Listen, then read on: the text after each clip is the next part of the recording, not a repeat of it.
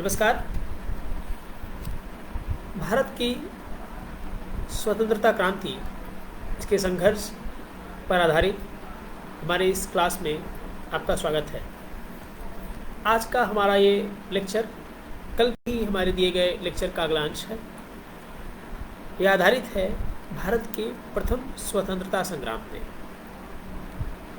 एक ऐसा स्वतंत्रता संग्राम जिसने एक शक्तिशाली ब्रिटिश साम्राज्य को, एक साम्राज्यवादी राक्षस को घुटने टेकने पर मजबूर कर दिया।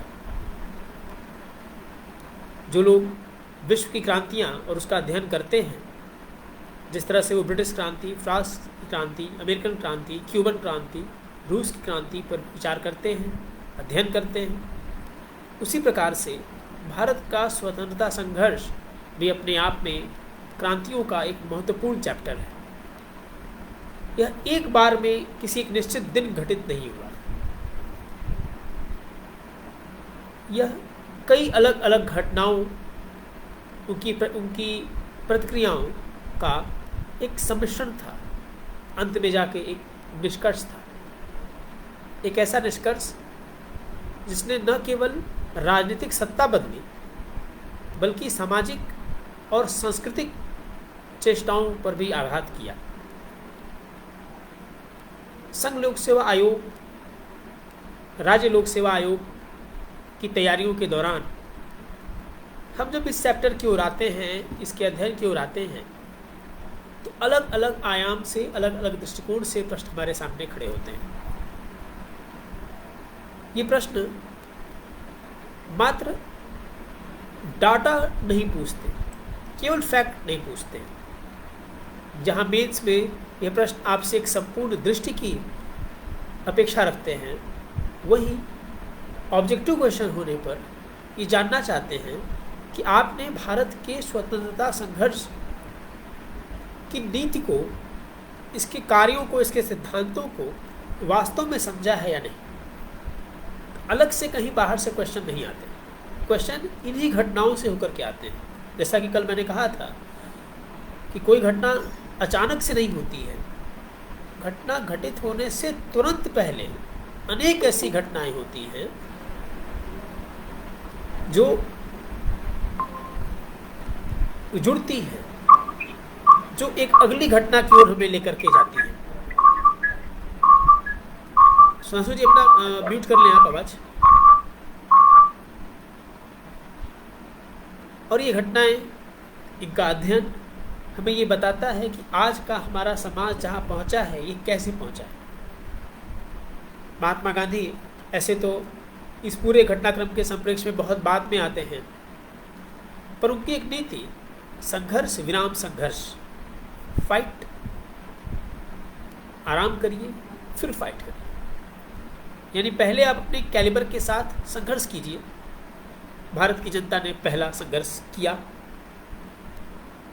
कुछ प्राप्त हुआ, कुछ शेष रहा, और हर बार जनता पीछे आई, आराम की, एक नई रणनीति तैयार की और दोबारा संघर्ष में लग गई। नतीजा क्या हुआ कि एक ऐसा सपना जिसकी कोई कल्पना नहीं कर सकता था कि एक शक्तिशाली साम्राज्य जिसका उद्देश्य मात्र उपनिवेशों का निर्माण हो, एक ऐसा साम्राज्य छूट जाएगा।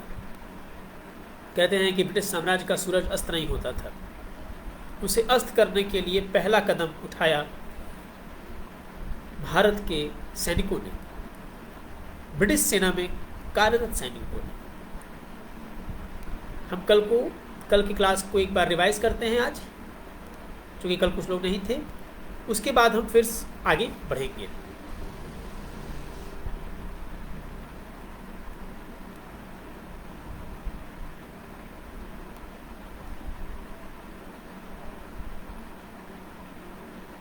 ये स्क्रीन आपके सामने है।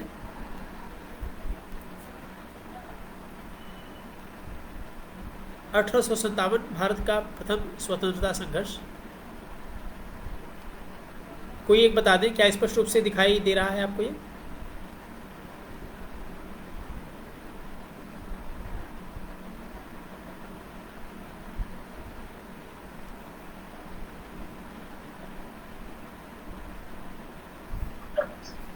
दिखाई दे रहा है। जी जी, हम आगे बढ़ते हैं।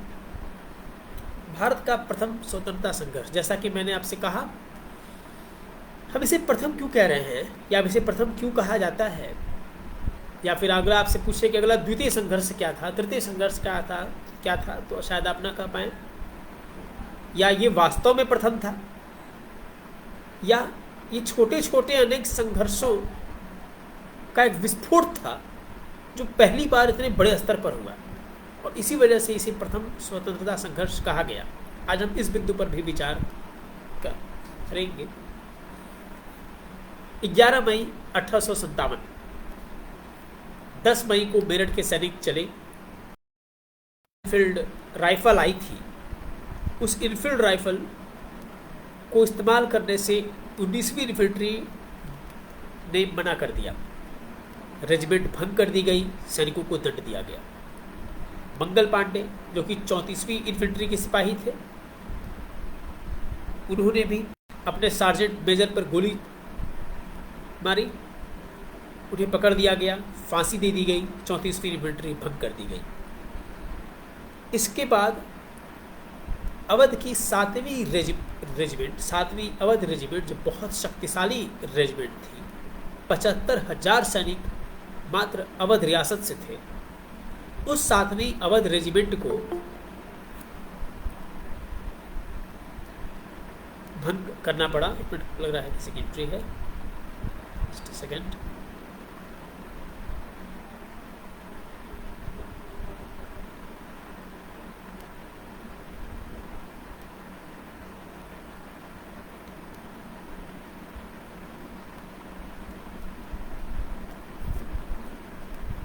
सातवीं अवध रेजिमेंट को भंग किया गया, मंगल पांडे को फांसी दी गई। अब सोचिए, 2,32,224 अंग्रेज सिपाहियों पर टिका हुआ यह साम्राज्य एक ताश के पत्ते की तरह बिखर जाता। आधे अंग्रेज सिपाही इनके खिलाफ हो गए। ये जो 2,32,224 अंग्रेज सिपाही हैं, इनमें से ये सभी अंग्रेज नहीं थे, ये भारतीयों की संख्या है, और इसमें से आधे यानी लगभग 1,16,000 सिपाही उसी सत्ता के खिलाफ हो गए। ये दिल्ली पहुंचे, और दिल्ली पहुंचने के बाद ये मैप आपके सामने है।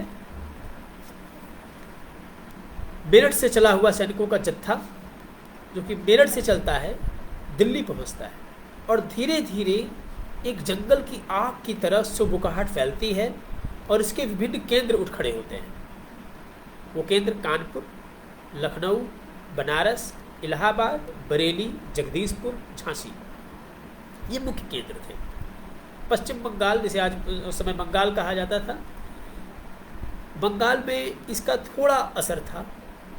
मद्रास बिल्कुल अछूता था, इवन यहाँ तक कि मद्रास में तो सैनिकों ने साम्राज्य के प्रति अपनी निष्ठा बनाई रखी।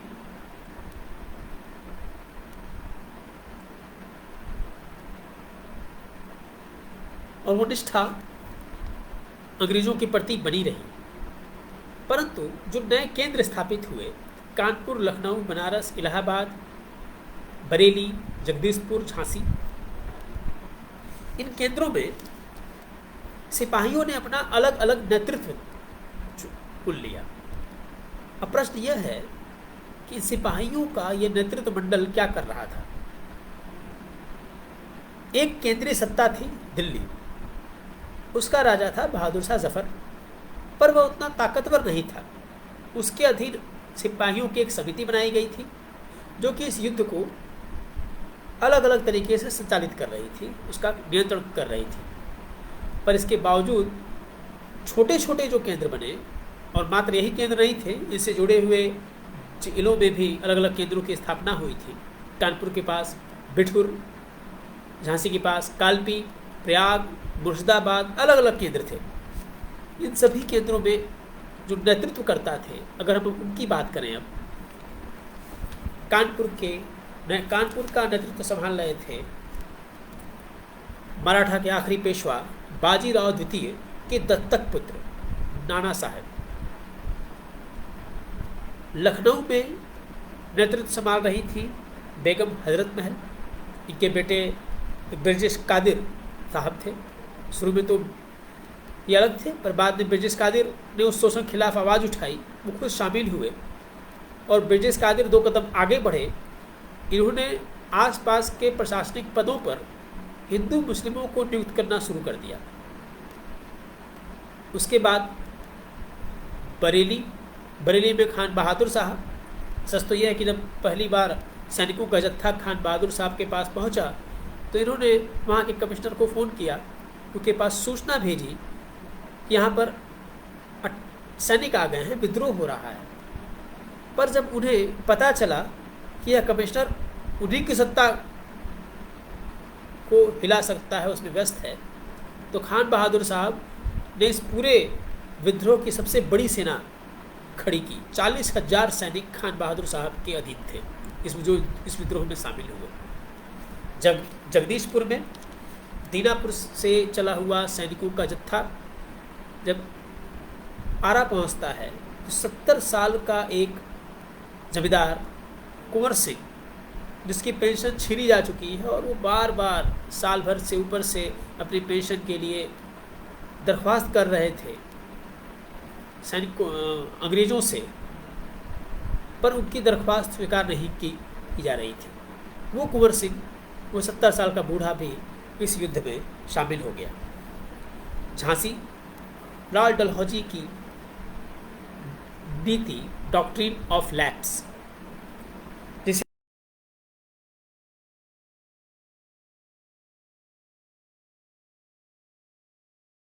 को सत्ता से हटाया जा रहा था। रानी लक्ष्मीबाई भी अन्य बहुत से शासकों की तरह शुरू में अंग्रेज़ों से बातचीत में लगी रहीं, पर जब बात बिल्कुल नहीं बनी और अंग्रेज़ों ने इन्हें दुश्मन के रूप में ही देखा तो मार्च में जाकर के इन्होंने विद्रोह का साथ थाम लिया। अब प्रश्न आगे बढ़ता है, वो सैनिक, क्या कारण है वो सैनिक जो दिल्ली पहुंचे उन्होंने विद्रोह क्यों किया? ये सैनिक सामाजिक रूप से सेना के हिस्सा थे। एक दृढ़ अनुशासन, पूरा प्रशिक्षण के बाद सेना में शामिल किए गए थे। उन सैनिकों ने दिल्ली में जाकर के एक मुनादी की, एक ऐलान किया। यह ऐलान 1857 के स्वतंत्रता संग्राम की रीढ़ की हड्डी है। अगर हम कारणों पर जाते हैं तो ये कारण यहाँ से हमें पता चलते हैं। इसके शब्द बेहद सेलेक्टिव शब्द हैं, उनका अर्थ मात्र वही अर्थ नहीं है जो प्रकट रूप में हमें यहाँ दिखेगा। इसके बहुत गहरे अर्थ निकले और निकाले गए हैं। इनकी बुनियादी क्या थी? सब जानते हैं कि अंग्रेज़ों ने इन दिनों क्या गंदे तरीके अपनाए। पहले तो उन्होंने सारे हिंदुस्तानी सेना का धर्म नष्ट कर दिया और फिर लोगों को अनिवार्य रूप से ईसाई बनने पर मजबूर किया। इसलिए हम पूरी तरह अपने धर्म पर कायम रहते हुए लोगों के साथ एकजुट हुए हैं और हमने किसी मलेच्छ को जीवित नहीं छोड़ा है। और इस बुनियाद पर हमने दिल्ली का शासन फिर से स्थापित किया है। देखिए, ये विद्रोह क्यों था? ये सैनिक विद्रोह में क्यों उतरे? अगर सैनिक नहीं उतरते तो शायद ये विद्रोह उतना बड़ा नहीं हुआ होता। आम जनता का एक बड़ा वर्ग इनसे अलग थलग था। हम अभी जब पतन के कारणों पर जाएंगे तो वहाँ पाएंगे कि पढ़े लिखे लोग इस विद्रोह में शामिल नहीं हुए थे। कलकत्ता में तो प्रार्थनाएं की जा रही थी अंग्रेज़ों के पक्ष में कि अंग्रेज़ ये युद्ध जीत जाएं। व्यापारी वर्ग शामिल नहीं हुए थे। फिर इन सैनिकों को क्या खराब लगा? क्या कारण था? मूल कारण क्या था? पहली लाइन है, हिंदुस्तानी सेना का धर्म नष्ट कर दिया।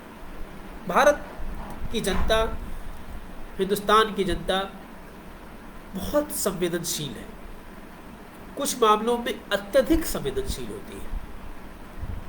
धर्म, जाति, उसकी आस्थाएं, रीति रिवाज पर किसी प्रकार का आघात तो छोड़िए, अगर चेंजिंग भी लाना हो, एक परिवर्तन भी लाना हो, तो आपको एक बड़े आंदोलन से गुजरना पड़ता है।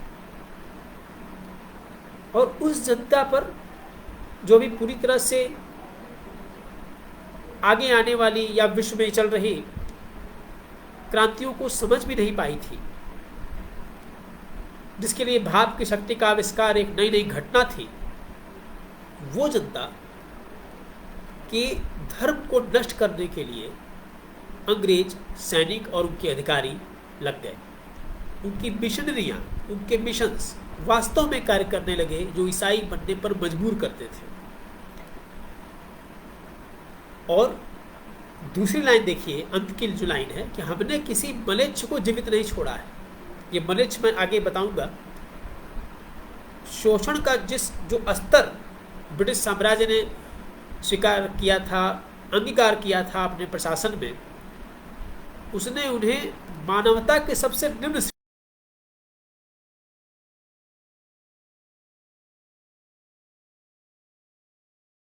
अब अपना शासन नहीं लेके आती है, वो पेरिस कम्यून नहीं है, वो दिल्ली का शासन फिर से लेकर के आ रही है। वो सैनिक दिल्ली के शासन को फिर से लेकर के आ रहे हैं कि वो शासन जो अच्छे से मालगुजारी वसूलेगा, अच्छे से कर वसूलेगा, हमारा ख्याल रखेगा। ये कोई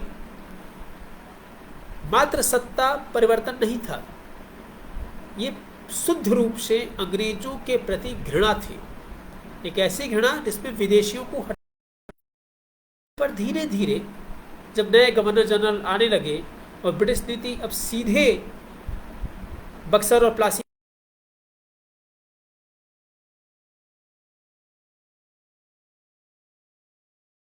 का ख्याल रखना छोड़ दिया, नतीजा क्या हुआ? माचिस की तीली आ गई। इनफील्ड राइफल जो थी, उसमें जो कारतूस होते थे उसको दांत से खींचना पड़ता था, और उसके ग्रीस में कहा गया कि गाय और सूअर की चर्बी लगी हुई है। अब वो धर्म हिंदू धर्म हो या मुस्लिम धर्म हो, दोनों के लिए ये बहुत बड़ी बात थी। दोनों के लिए ये वर्जित था कि साहब गाय और सूअर की चर्बी जो है आप दांत से खींचिए। छावनियों ने विद्रोह किया, इसके खिलाफ आवाज उठाई और उन्हें बुरी तरह से मारा गया, फांसी दे दी गई, पर इसको वापस नहीं लिया गया। ये एक बड़ा कारण रहा। इसके साथ क्या एकमात्र धार्मिक कारण ही थे कि सेना का विद्रोह हुआ?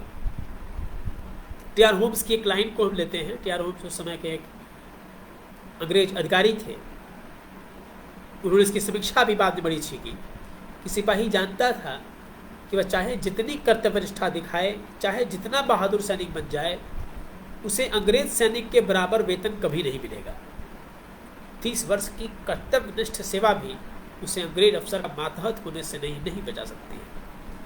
ये एक प्रतीकात्मक तस्वीर है, आप यहाँ देखें। जो मेंस के विद्यार्थी हैं उनके लिए स्पष्ट रूप से ये लाइन बहुत अच्छा कोट है आपके लिए। एक पैदल भारतीय सैनिक को 7 रुपये मिलते थे और घुड़सवार सैनिक को 27 रुपये। कपड़े जो धोए जाते थे, वो कपड़े भी भारतीय सैनिकों के कपड़े बेस में धोने की इजाज़त उन्हें नहीं थी, वो लॉन्ड्री में नहीं दे सकते थे। खाने के लिए अलग कैंटीन्स थी, अलग मेस था। आग बबूला कर दिया और वो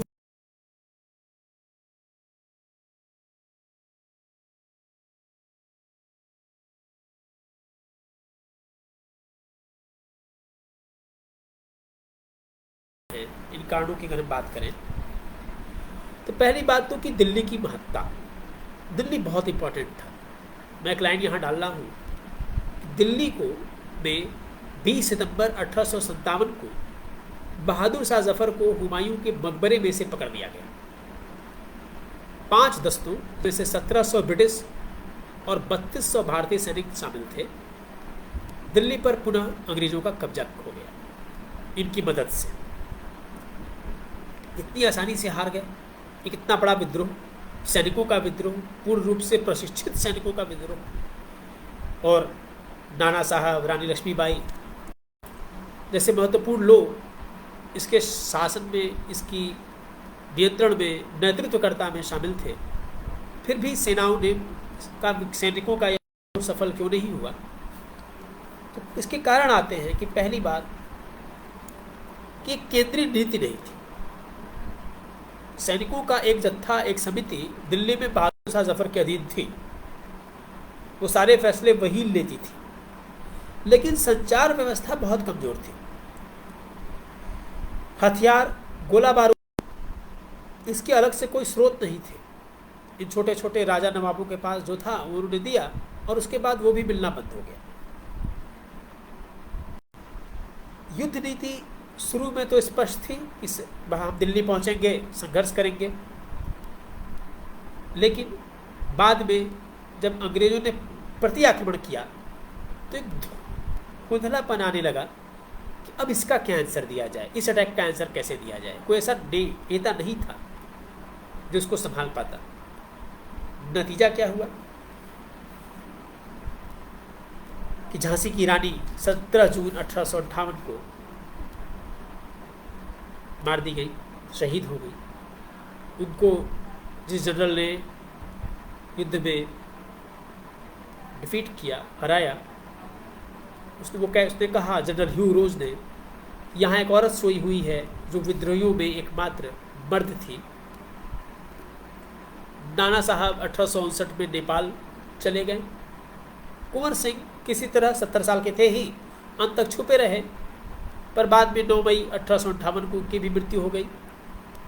तात्या टोपे छुप करके 1859 तक गुरिल्ला युद्ध नीति लड़ते रहे, पर अंत में धोखे से मार दिया गया।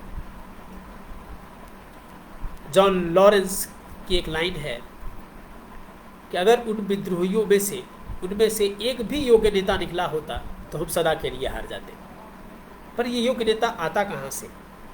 जो व्यापारी थे, जो पढ़े लिखे लोग थे, जो भारतीय शासक थे, वो अंग्रेजों की मदद में लगे हुए थे। क्यों मदद में लगे हुए थे?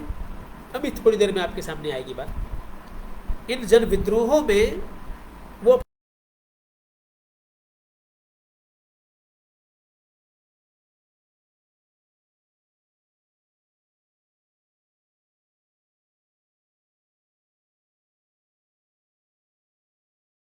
तो ये संभव नहीं था। ये बात सही है कि 2,32,224 सैनिकों में से आधे सैनिक इस क्रांति में शामिल थे, पर इसका दूसरा पहलू ये है कि आधे सैनिक अपने ही देश के खिलाफ संघर्ष कर रहे थे, और अंत में ब्रिटिश हुकूमत, ब्रिटिश साम्राज्य जीत गया। ये कल तक की क्लास थी। आगे आज हम आते हैं कि 1857 तक हम पहुंचे कैसे। जैसा कि मैंने पहले भी कहा कि हम एक दिन में अचानक से यहाँ तक नहीं पहुँचे थे। ये छोटा छोटा विद्रोह था, बहुत से अलग अलग विद्रोह पूरे देश के कई भागों में हो रहे थे। नीतियों के खिलाफ, उनकी कर नीति के खिलाफ, उनके अत्याचार के खिलाफ। कोई जमींदार अपनी जमींदारी छीने जाने से दुखी था, कोई सैनिक अपना धर्म नष्ट होने से दुखी था। अलग अलग कारण थे। तो सैनिक विद्रोह तो हमने देखा कि स्पष्ट सैनिक विद्रोह, जिसे हम 1857 का प्रथम स्वतंत्रता संघर्ष कहते हैं, वो ये था। पर वहाँ तक पहुँचने की मानसिकता जो खड़ी होती है, जो स्कूल ऑफ थॉट खड़ा होता है, वो कहाँ से आता है? इस जन विरोध के 3 पहलू हैं।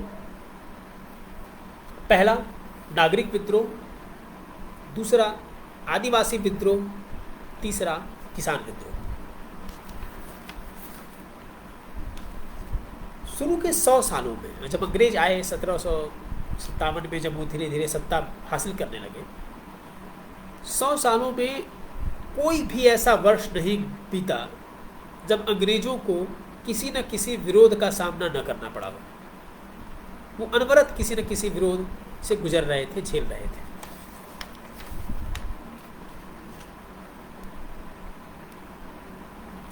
दूसरी बात,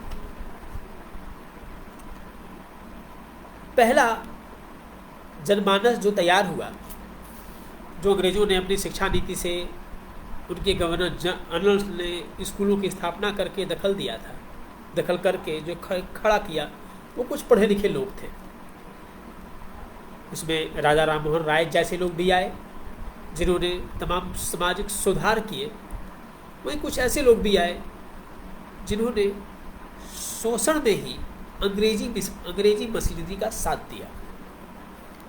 अब इस विद्रोह में हम पहले विद्रोह की बात करते हैं, पहले प्रकार के विद्रोह की बात करते हैं, नागरिक विद्रोह की। आज इसका नेतृत्व किया सत्यासेच्युत राजाओं ने, नवाबों ने, उनके उत्तराधिकारियों ने, ऐसे जमींदार जिनकी जायदाद छीन ली गई थी, भूस्वामी ने, पोलीगारों ने। पोलीगार का से हमारा आशय दक्षिण भारत के वे जमींदार जो हथियारबंद दस्ते रखा करते थे, इन्होंने नेतृत्व किया। और दूसरा, इनका आधार क्या था, इनकी शक्ति क्या थी इस विद्रोह को कर पाने की? जो जनता थी, जो किसान थे, छोटे दस्तकार थे, और जो विघटित सेनाएं हुई थी उनके सैनिक थे। चूंकि जन आधार शक्ति में शामिल लोगों का जीवन बिल्कुल अवर्णनीय है, वो शोषण के तमाम चक्रों से दबे हुए हैं, कर्ज के बोझ से, बेतहाशा अत्याचार से, कोड़े मारने से पीड़ित हैं। तो ऐसे में वो अपने राजा, अपने नवाबों को देखते हैं जो उन्हीं की तरह वो भी दुखी हैं, पीड़ित हैं, उनसे उनकी सत्ता छीन ली गई है, किसी से जमींदारी छीन ली गई है। तो इन दोनों ने मिलकर जगह जगह पे नागरिकों का विद्रोह ये धीरे धीरे सामने आता है। अब बात करें मूल जो जन विद्रोह हैं उनके कारणों की। तो पहला जो कारण है कि जबरन लगान वसूलना, और दूसरा लगान दर में वृद्धि। तीसरा स्टेप कि ये जो एक्स्ट्रा टैक्स वसूला जा रहा है, इस पूरे रेवेन्यू को गांव के, कस्बों के, नगरों के विकास में खर्च न करके, कल्याणकारी कार्यों में खर्च न करके, उस पूरे रेवेन्यू को विदेश भेज देना, सेना को मजबूत करना, और ज़्यादा और अधिक युद्ध करना। एक समाज जिसके ऊपर लगातार युद्ध थोपा जा रहा था, और वो समाज युद्ध थोपे जाने के साथ साथ उसके द्वारा होने वाला जो अत्याचार है, शोषण है, उसको भी झेल रहा है। तो ये जो ब्रिटिश राज की औपनिवेशिक नीति थी, जिसके अंतर्गत उनकी अर्थव्यवस्था, उनका प्रशासन और भू राजस्व प्रणाली, इन तीनों ने मिलकर के शोषण का एक चक्र बना डाला, और इस शोषण चक्र ने इस विद्रोह को जन्म दिया। हम बात करें नेतृत्वकर्ताओं की, पहले जो राजा, नवाब, जमींदार इसमें शामिल हुए, चाहे वो देश को किसी भी क्षेत्र से शामिल हुए, किसी भी नगर से। अभी हम बात करेंगे तमाम विद्रोहों की। इन नेतृत्वकर्ताओं में पहला कारण ये था इनके शामिल होने का कि लगान वसूली का अधिकार इनसे छीन लिया गया। ये लगान नहीं वसूल सकते थे। अभी अपने खर्चे के लिए या तो डिपेंड रहे ब्रिटिश सत्ता पर, या जो कुछ बचा खुचा है उसी में अपना किसी तरह निभाएं। दूसरा, महंगी दरों पे लगान न चुका पाने के कारण इन्हें अपने राइट्स भी बेच देने पड़े। तो दोनों ओर से ये राजा नवाब हार गए। और इन सब का असर क्या हुआ? जो स्ट्राइक हुई, एक नया वर्ग खड़ा हो गया। वो वर्ग कौन सा था? सरकारी अधिकारी, नव धनाढ्य व्यापारी। ये जो सरकारी अधिकारी थे, ये सरकारी अधिकारी और नव धनाढ्य व्यापारी, याद करिए अभी जब हम बात कर रहे थे 1857 में, वो लोग जो अंग्रेजों की ओर से प्रार्थनाएं कर रहे थे, अंग्रेजों के लिए प्रार्थनाएं कर रहे थे, उन लोगों ने इन राजा नवाबों की छीनी हुई अधिकारों का इस्तेमाल करना शुरू किया, और धीरे धीरे इनके सामाजिक प्रतिष्ठा और इनके प्रभुत्व पर कब्जा कर लिया। इस घटना ने सामंतवाद के अहम पर चोट कर दिया, वरना कोई कारण नहीं था कि सामंतवादी वो नेता, वो राजा, वो नवाब, वो जमींदार आम जनता के बीच भी गए होते। चूंकि ब्रिटिशर्स का कोड़ा इन राजा नवाबों पर भी चला, उतना ही चला जितना आम जनता पर। जिन लोगों ने समझौता कर लिया उन पर कुछ कम समय तक चला, जिन्होंने नहीं किया उन पर सीधे सीधे अटैक हुआ। और इस अहंग पे चोट लगने के बाद इस राजा, नवाब, जमींदार वर्ग, शासक वर्ग का ध्यान जनशक्ति पर गया। इन्होंने जनता को देखा। मैं यहां कोट कर रहा हूं एक ब्रिटिश अधिकारी विलियम एडवर्ड्स की लाइन को, जो कि प्रोफेसर विपिन चंद्रा ने कोट की है कि पुलिस जनता की उत्पीड़क हो गई है। वो अधिकारी कहता है पुलिस जनता की उत्पीड़क हो गई है और हमारे सरकार के प्रति असंतोष का मुख्य कारण पुलिस द्वारा ढाए जाने वाले जुल्म है। ये पुलिस क्यों अत्याचार कर रही थी? एक तरफ तो ऊंची दरों से किसानों जो है वो कर्ज से दबे हुए थे। जब वो कर्ज नहीं देते थे तो उनके घर की कुर्की कर दी जाती थी, पुलिस पहुंचती थी, कोड़े मारती थी, जबरन करती थी, जेल में डाल देती थी, तरह तरह के अत्याचार हो रहे थे। दूसरी तरफ जो नए भूस्वामी आए थे, नए धनाढ़ व्यापारी आए थे, पुराने जो सामंत थे, राजा महाराजा थे, उनका शासन करने का तरीका थोड़ा अलग था। पर ये बिल्कुल विदेशी शासन था जिसका भारत की संस्कृति से, कल्चर से कोई लेन देन नहीं था। मान लीजिए जैसे अभी आपका त्यौहार आया, होली अभी भी बीती है, और होली के कुछ दिन पहले अंग्रेज अधिकारी या उसका कोई व्यापारी आपके यहाँ आता है, वो कहता है कि हमें टैक्स दो, कोई भी एक टैक्स, अनजान टैक्स, या कोई जो पुराना कर्जा है वो तुम हमें दो। आप होली मनाने की तैयारी कर रहे हैं, घर में पकवान बनने की तैयारी चल रही है, सोच रहे हैं आपके घर में 100 रुपये पड़े हुए हैं, तब तक एक आदमी आता है और बंदूक के बल पे आपके 100 रुपये छीन के चला जाता है, 90 रुपये छीन के चला जाता है। उस 10 रुपये में अब आप कोई अलग तैयारी नहीं कर पाएंगे, आप नहीं शामिल हो पाएंगे उस त्यौहार में। आप विनती करेंगे, पुराना जो जमींदार वर्ग था, शासक वर्ग था, वो बाबू साहब के आगे हाथ जोड़ने पर थोड़ा माफ़ कर देता था, चलो जाओ इस बार मत दो, अगली बार दे दो। ये थोड़ी सी फ्लेक्सिबिलिटी थी। लेकिन इस नए शासक वर्ग, नए पढ़े लिखे लोगों के बीच जो बस बैलेंस शीट देख रहे थे, जो बस अपने उच्च अधिकारियों की बात मान रहे थे, जो अभी नए नए अधिकारी बने थे, उनके पास ये सामाजिक समझ नहीं थी और उससे वो अधिकारी और ज़्यादा क्रूर हो गए। उनके अंदर की संवेदनशीलता समाप्त हो गई। एक संवेदनशीलता के समाप्त होने पर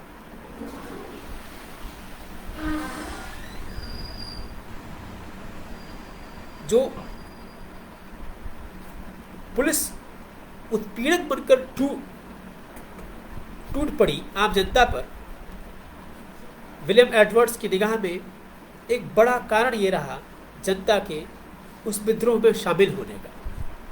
याद रखिए 11 मई 1857 को जब मेरठ पार करके, हापुड़ क्रॉस करके सैनिकों का जत्था पहुंचता है, तो आम जनता उसके खिलाफ नहीं जाती है, आम जनता उस सैनिकों के जत्थे के पीछे पीछे हो लेती है, वो उस विद्रोह में शामिल हो जाती है। तो ये व्यापारी यों के खिलाफ, उन अधिकारियों के खिलाफ हुआ विद्रोह था। नए कानून तंत्र, नई जो अदालतें थी, वो उत्पीड़न और भ्रष्टाचार का अड्डा बन गई थी। मनमाना व्यवहार किया जाता था। अंग्रेजों ने नीतिगत स्तर पे भारत में मुक्त व्यापार लागू करने की कोशिश की। उन्होंने उत्पादकों से मनमाना लेवी वसूलना शुरू किया, जो भारतीय उत्पादक थे। इसका नतीजा क्या हुआ कि भारत का जो दस्तकारी उद्योग था वो चौपट हो गया। इसका एक और बड़ा रीज़न ये है कि ये जो आम जनता थी ना, जो किसान थे, इन्हीं के बीच से आपके छोटे व्यापारी या कह लीजिए साहब छोटे मोटे शायर, लेखक, अखबार नवीस लोग शामिल थे। ये अपने सामंतों राजाओं पर आश्रित थे। जब उस राजा के पास ही पैसा समाप्त हो गया, वही शोषण के चक्र में फंस गया, तो अब इन्हें पालने वाला कोई बचा नहीं। ऐसे में कर्ज का बोझ और ज़्यादा बढ़ता चला गया। जो पहले विद्रोह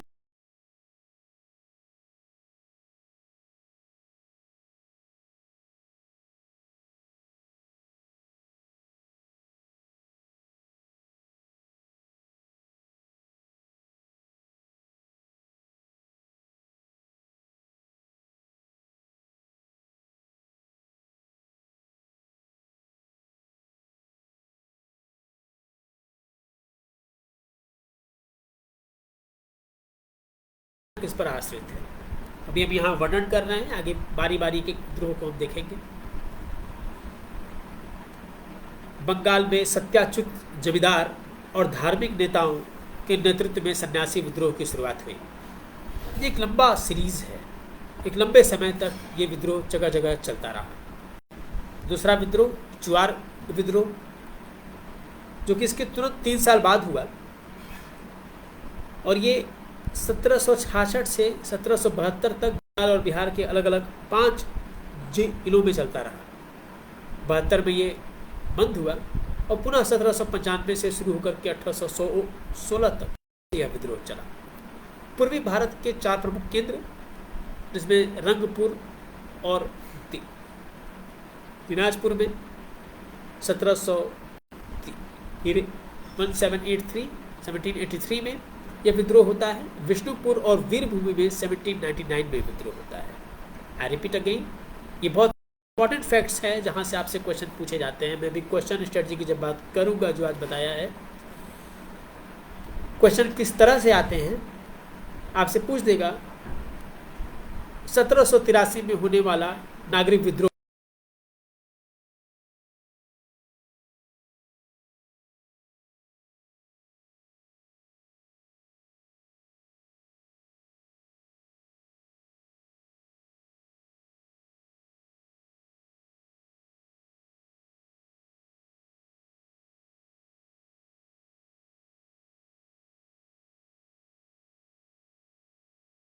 में से 1816 तक। रंगपुर, दिनाजपुर जो ईस्ट इंडिया के हिस्सा थे, यहाँ 1783 में। विष्णुपुर वीरभूमि में 1799 में। संबलपुर का विद्रोह होता है 1827 से 1840। दक्षिण में विजयनगरम विद्रोह 1794, दक्षिण भारत का यह विद्रोह था। विजयनगर के राजा ने यह विद्रोह किया था। पोनीगार यानी वो जमींदार जो हथियारबंद दस्ते रखते थे, जब उनकी जमींदारी छीन ली गई तो इनके 3 पार्ट हैं विद्रोह के।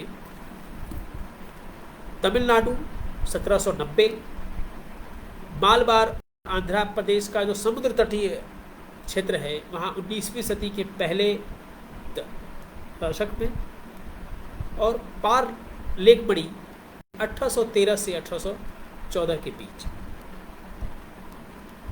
ये इंपॉर्टेंट फैक्ट्स हैं, डाटा है जो आपके सामने है। देखिए, संघ लोक सेवा आयोग आपसे बहुत गहन दृष्टि की मांग करता है, पर साथ ही साथ एक समझ की मांग करता है। आपको विषय पर पीएचडी नहीं करनी है, आपको रिसर्च पेपर सबमिट नहीं करना है। आपने बस ये जानना है कि किस क्षेत्र में कहाँ कब हुआ, एक बड़ी घटना के प्रति वो क्षेत्र कब शामिल था, कब वहाँ से हटा, और उस घटना का उस क्षेत्र में क्या योगदान रहा। सन्यासी विद्रोह जो कि बंगाल का विद्रोह था, ये 1763 से चला 1800 तक गया। चुआर का विद्रोह 1766 से 1772, 1795 से 1816।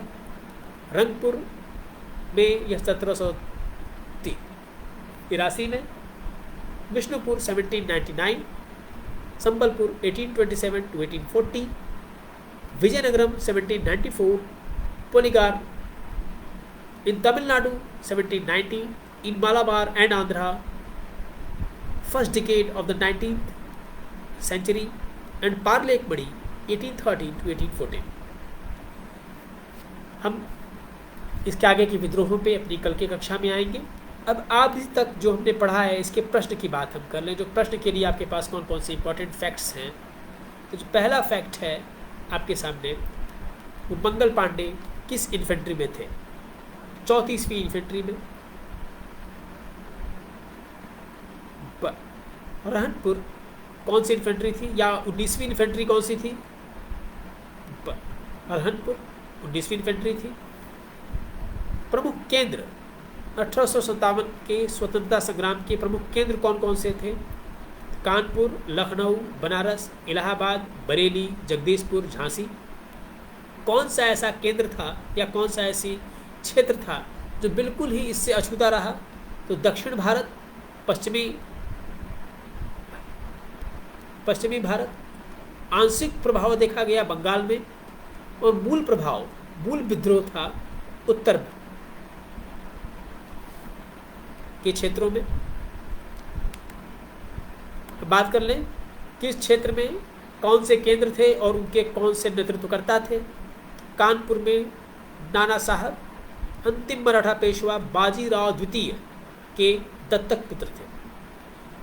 लखनऊ में बेगम हजरत महल इन्हीं के पुत्र बिरज।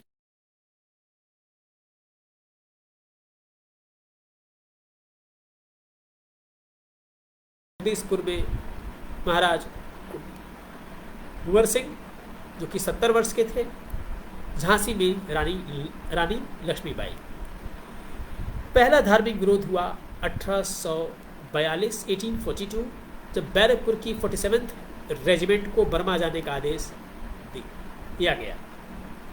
इनफील्ड राइफल वो राइफल थी जिसके कारतूसों को दांत से खींचना था और जिसके ग्रीस में गाय और सुअर की चर्बी थी। पूरे जंगल की लकड़ी, सूखी लकड़ी में माचिस का काम किया था इस इनफील्ड राइफल ने। इसी राइफल की वजह से विद्रोह सैनिकों में सबसे अधिक भड़का। खराब सेवा शर्तें, पैदल भारतीय सैनिक को 7 रुपए मिला करते थे।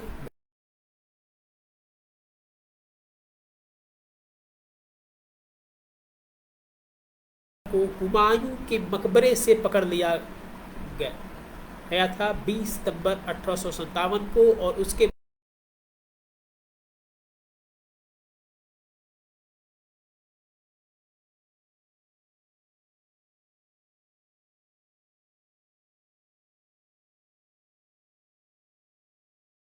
में आता है। सामने रानी लक्ष्मीबाई लिखा होता है और इस साइड जनरल ह्यू ग्रोस कहीं होते हैं।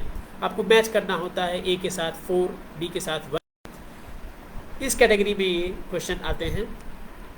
सेकंड, नाना साहब 1859 में नेपाल चले गए। कुंवर सिंह 9 मई 1858 को शहीद हुए। तात्या टोपे 1859 तक गुरिल्ला वॉर करते हुए धोखे से एक जमींदार ने मुखबिरी कर दी थी, उसकी वजह से ये शहीद हुए, मारे गए। इसके बाद हम जन प्रतिरोधों के 3 मुख्य प्रकार हैं: नागरिक विद्रोह, आदिवासी विद्रोह और किसान आंदोलन। नागरिक विद्रोह में नेतृत्वकर्ता राजा नवाब उत्तराधिकारी थे। उनके उत्तराधिकारी जमींदार, भूस्वामी, ओलीगार जिनसे जमीनें और उनके ज्यादा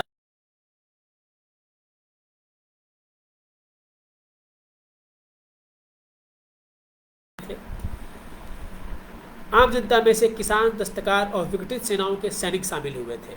याद रखिएगा, पढ़े लिखे वर्ग ने इस जन विद्रोह का साथ नहीं दिया था। कलकत्ता और मद्रास में अंग्रेजों के समर्थन में प्रार्थनाएं हुई थी।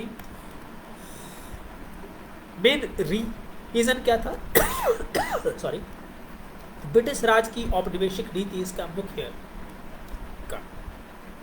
कारण थी। इसके 3 हिस्से थे कि जबरन अधिक लगान वसूलना, लगान दर में वृद्धि, और प्राप्त जो रेवेन्यू थी उसको विकास के कार्यों, कल्याणकारी कार्यों में न खर्च करके सेना में और अपनी विलासिता में लगाना तथा उसे बाहर विदेश, इंग्लैंड भेज देना रेवेन्यू के रूप में।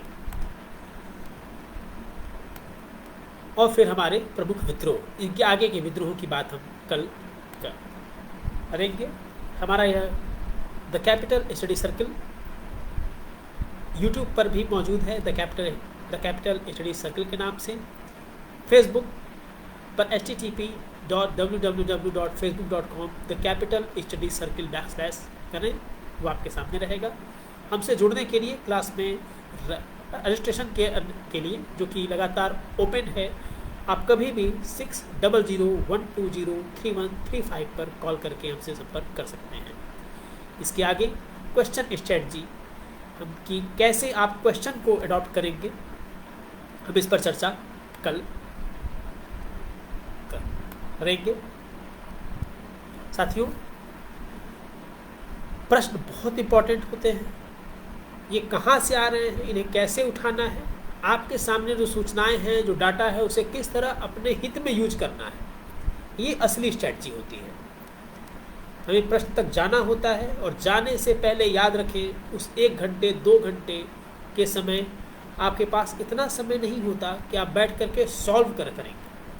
वहाँ पर क्वेश्चन आए और खट से आप उसका आंसर जान रहे हैं। ये स्ट्रेटजी तब आती है जब हम अपनी रणनीति में कुछ मुख्य चीज़ों को शामिल करते हैं। पहला, अभी जो फैक्ट मैंने आपको दिया, एक ये फैक्ट्स। दूसरा, उन सूचनाओं का आप किस तरह से इंटरप्रिटेशन कर रहे हैं, अपने अंदर जो समझ पैदा कर रहे हैं। देखिए, इतिहास के बारे में और सामान्य अध्ययन के बहुत महत्वपूर्ण विषयों के बारे में एक भ्रांतियाँ फैली हुई होती हैं कि इन्हें आपको रटना पड़ता है।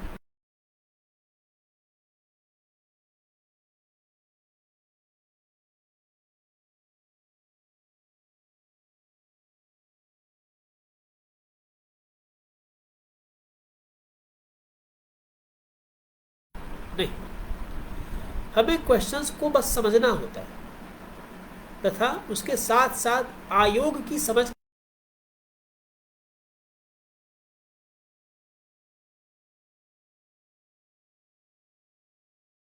तथा टच करने के साथ साथ परीक्षार्थी से वो किस दृष्टि की मांग कर रहा है। 1857 को देखने का आयोग का पॉइंट क्या है, उसका व्यू क्या है, अगर ये आप समझ गए तो निश्चित रूप से यकीन मानिए अगला प्रश्न कौन सा आ रहा है, वो किस क्षेत्र से आ रहा है, हम यहाँ भी जा सकते हैं। अगली क्लास में हम क्वेश्चन स्ट्रेटजी के साथ साथ आदिवासी विद्रोह और किसान आंदोलन की बात करते हुए इस चर्चा को अगर आगे लेकर के जाएंगे। कल इसी समय 7 बजे हम दोबारा मिलेंगे। तब तक के लिए नमस्कार।